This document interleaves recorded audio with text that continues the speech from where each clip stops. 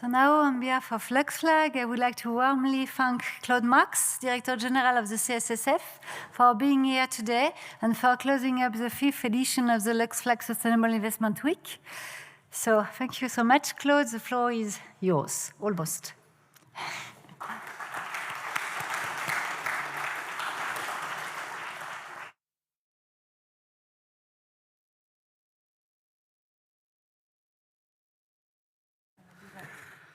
Okay, thank you very much, and thank you, Robert, for announcing me 5 times. So I think by now people know that I was going to talk to you, and there's a whole way you have to go here to find your way. But anyway, I made it. So, ladies and gentlemen, and dear Isabel and dear friends, I'm really happy to be here today, and you know, not every day do I have the pleasure to be at a finance event where we have gender balance. Actually, it never happens. So here I'm particularly happy to see so many women also present, and I hope that this will spread throughout the finance world. Actually, this is also part of ESG, by the way. Throughout this week, we have heard various expert interventions with all valuable insight as to how we can materialize this transition towards a sustainable future. Now, the conclusion of the COP27 in Sharm el-Sheikh in November last year concluded with a general feeling that an orderly transition that limits the temperature increase to a maximum of 1.5 degrees compared to pre-industrial levels by the end of the century is becoming less and less likely. And if you look at the latest figures, we are almost there now. And curious to see what is going to be the outcome of COP28 in a not so climate-friendly place that is going to happen in a few weeks' time, but we will see. Accelerating the transition is easier said than done. And this is why it's crucial to understand how legislators, market players, and regulators can support sustainable finance, each, of course, within their own roles. As demonstrated by the various speakers that we were listening to, the effective operationalization of the regulatory framework remains at the heart of the matter. There are a number of difficult questions, some of which were raised actually today. Some people did not dare raising, but so I'm going to raise it as we talk about this topic. I think the first question is the current regulation around green finance perfect? And you know, all involved in the implementation know that the current framework is not flawless. And just today, for those who follow a bit publications in asset management, you could read again an article in Ignites that hinted to some flaws in the PAI disclosures under SFDR, saying that you can only disclose PAI on part of a fund assets, and you should be disclosing it on all the assets. It would also be surprising that this legislation was perfect. The current framework is about 4 years old. And for those who have been around, like me, with gray hair for a while, know that if you look at the EU regulatory framework, this is a very short period of time. Actually, next month we will be celebrating 16 years of MiFID, and MiFID is still being perfected. So yes, policy developments are still required to enhance this framework, and as the previous speaker from BNP was telling, you know, it is a headache to find your way through the regulation. We need to enhance consistency, we need to simplify the regulation and the implementation, we need to work on transparency and ensure accountability across all players and across all markets. So the next question then is, do we have reliable data? And that was also a topic that was touched upon earlier this afternoon.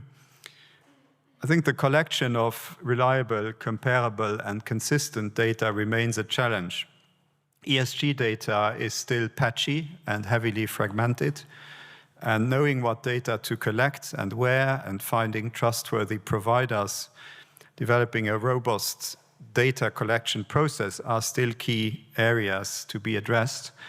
And so is the development of the technology needed to aggregate, to organize, and to analyze the data.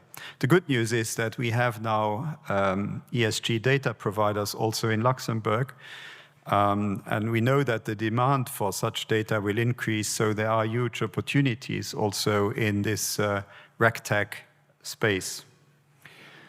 The next question that some are asking is, and this actually nobody touched upon because nobody dares talking about this openly, don't we have more important things to do than this? Now, you are probably convinced that there is nothing more important to do, but I can tell you that's not the universal feeling out there. And ever since the finance part of the EU Green Deal went live in 2020, we have gone from one crisis to the next. We had COVID-19, we had the war in Ukraine, we had then the energy crisis, then we had inflation, and now we have this unprecedented, appalling, large terrorist attack by Hamas against the Israeli people, which unfortunately may result in actually the largest crisis of them all if this conflict expands. And so in this world of economic and political uncertainty, some believe that the climate agenda should be put on hold, including parts of the green finance agenda. Now, you may have seen, for instance, this recent debate on delaying some key aspects of the CSDR, like postponing sector-agnostic or sector-specific so-called ESRSs, or European Sustainability Reporting Standards. And this is just one of many discussions that are going on behind the scenes and sometimes also in front of the scenes. And in these discussions, challenges such as high energy prices, inflation, increasing interest rates, complications in supply chains and logistics were mentioned as reasons why we should slow down. I think it is a mistake to oppose the sustainable agenda to these challenges. On the contrary, some of the challenges we are seeing today can be and should be addressed by actions driven by the sustainable finance agenda. The results of the latest ECB stress test on climate risks shows that, all other things being equal, the earlier the transition happens, the smaller the financial risk will be, with the largest tail risk for expected losses being experienced if the transition were to happen late and abruptly. A further question is the market ready for sustainable finance products? And there it's true that investors have yet to fully understand sustainable finance products. And there is still a belief for some that quote-unquote classical products outperform sustainable products. For those investing longer term, like pension funds, the fiduciary duty of fully incorporating sustainability or the fiduciary liability of investing in non-sustainable companies today and the loss that this will generate in 5 or 10 or 15 years' time is still not yet fully understood. So financial education, or should I say sustainable finance education, is our joint responsibility. Education is urgently needed at all levels, at schools, in the industry, also for regulators, policymakers, and investors. On a positive note, as the Financial Times reported last week, the demand for sustainable investments is outstripping supply, in contrast to reports that you always read of growing backlash against investing according to ESG principles.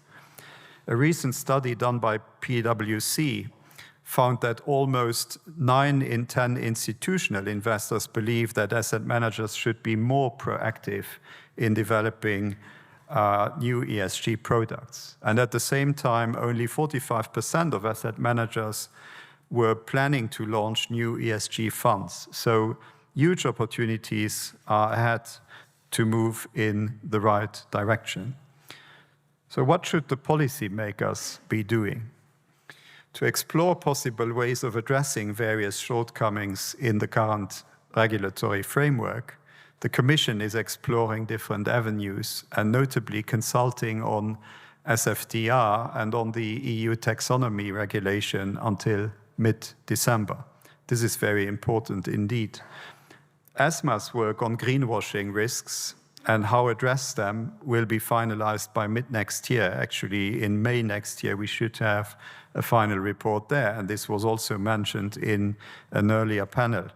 The ESMA chair has recently hinted to the potential development of a labeling regime to provide more clarity to investors on the sustainability features of a product. It is indeed complicated, especially for retail investors, to understand details about Article 6, Article 8, Article 9 products, and the correlation, or I should say the lack of correlation, with the impact on global warming. And I do certainly personally support a clear and meaningful labeling system in the European Union, as suggested by the ESMA chair, Verena Ross. And the absence thereof may actually undermine the confidence that investors must have in sustainable products if they are to be successful. Bear in mind that while it can't be denied that an improvement of the framework may be necessary, these improvements take time, and in the meantime, urgent action is needed to address the climate crisis. So where does that leave the market players, you? All financial market participants, regardless of their role in the investment chain, must take responsibility for stepping up the pace of changes, despite regulatory imperfection. The Sustainable Finance Framework has brought the sustainability to the forefront. No actor can afford not to take this on. We do now expect from supervised entities, yourselves, that you implement the foundational policies to systematically and explicitly incorporate ESG factors in traditional governance and the investment process. I think it is largely understood, but the devil, of course, is in the detail, and there is still some work to be done. A number of very concrete exercises are underway that you should leverage on to assess where you stand and drive change within your organizations. And let me give you a few examples here. The CSSF will repeat the self-assessment exercise on climate-related and environmental risks with a new sample to help entities to assess their level of alignment with the CSSF's expectations, as we have laid down in Circular 21773. There will be also a common supervisory action for asset managers to assess compliance with SFDR and the taxonomy regulation. And this will help assessing whether market participants adhere to applicable rules and standards in practice. And then recently, you may have seen that ESMA has announced another common supervisory action across the European Union on the integration of sustainability in firms' suitability assessments and product governance processes and procedures by mid-2024 to assess the progress made by intermediaries in the application of the amendments to MiFID II, which entered into application in 2022. The agenda will keep advancing, and you should also prepare for what is next to come. A fair amount of policy work designed to mitigate greenwashing is underway. If you haven't read, I invite you actually to read ESMA's interim report on greenwashing, which provides insights on how greenwashing can manifest, the role that actors may play in greenwashing, and the proposed preliminary remediate action. I heard in the panel before the statement that there isn't a uniform definition on greenwashing, and probably we don't need a new directive on that. But I think that it is pretty clear what could be comprised in greenwashing.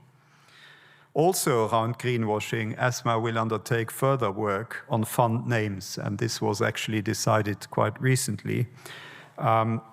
This is particularly relevant to ensure that funds that are named as green or socially sustainable have sufficient sustainability standards in line with the name. Of course, this is already captured today by mis-selling and similar provisions, and we have indeed already forced names, fund names to be changed when we found that this was not in line. So the name should reflect the investment objectives, the strategy, and characteristics displayed in the documentation to investors. Then EBA is working on green loans and mortgages, as well as market practices related to those loans, so as to accelerate the allocation of private financial flows and encourage green retail lending.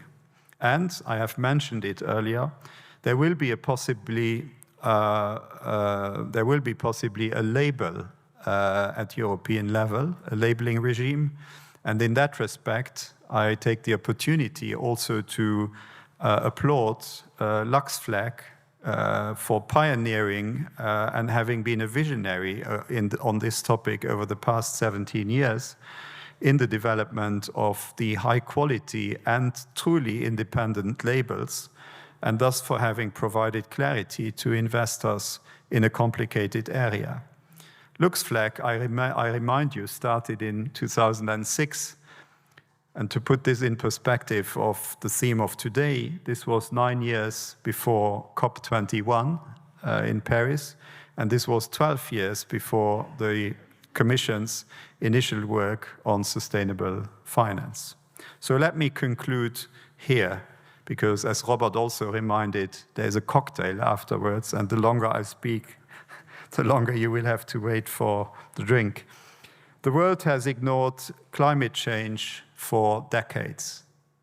Already in the 70s, scientists warned politicians and warned the public that we were facing climate change, and like many things, they were ignored until it was almost too late.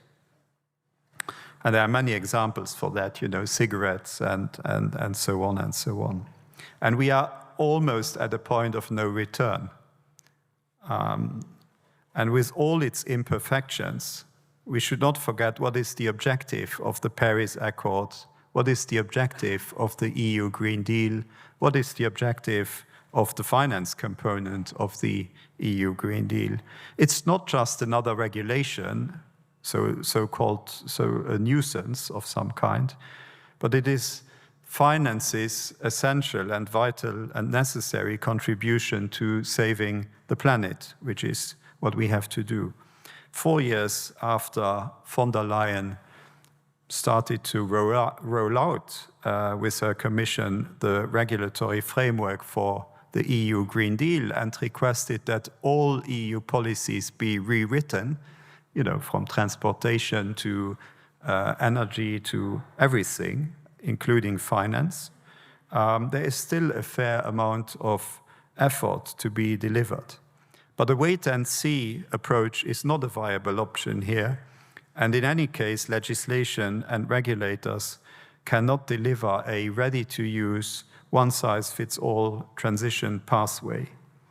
And multiple crises, or polycrisis, or name it whatever you want, cannot be and should not be an excuse for inertia.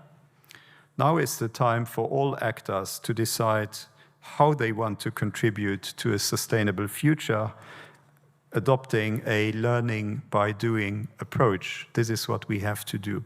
And LuxFlag has been doing that, and the CSSF is doing that as well. The question you should ask yourself is not what is the cost of implementing a sustainable agenda, but rather what is the cost of not doing so in terms of clients, in terms of staff, and ultimately also in terms of the future of your company. Thank you very much for your attention.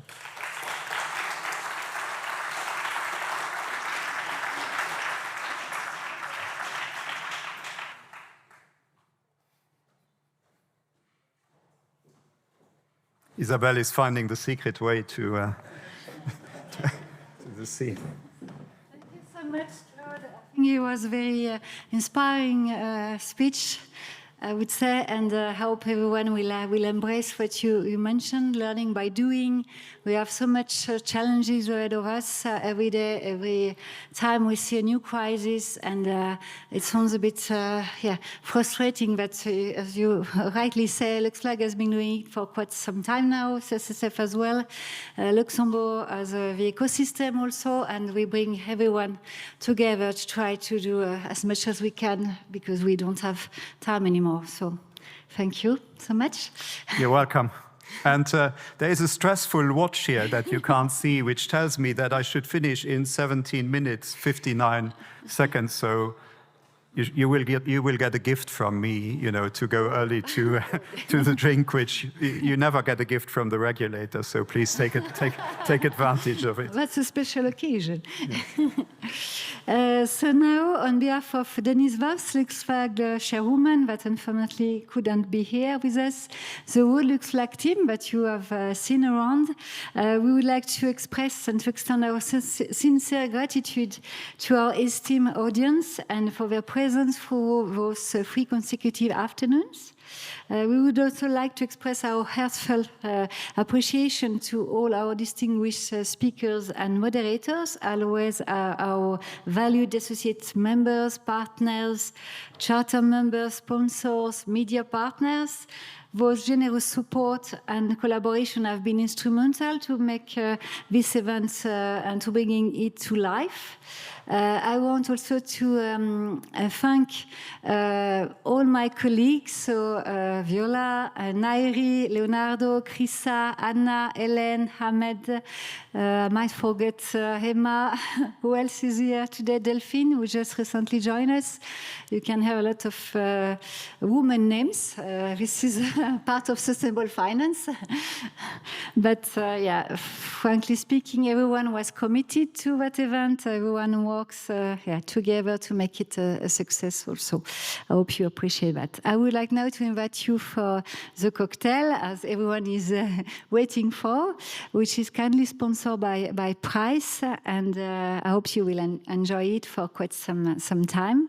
There is nice, refreshing drinks, lovely food, local ones, because this is, for the first time, certified a green business event.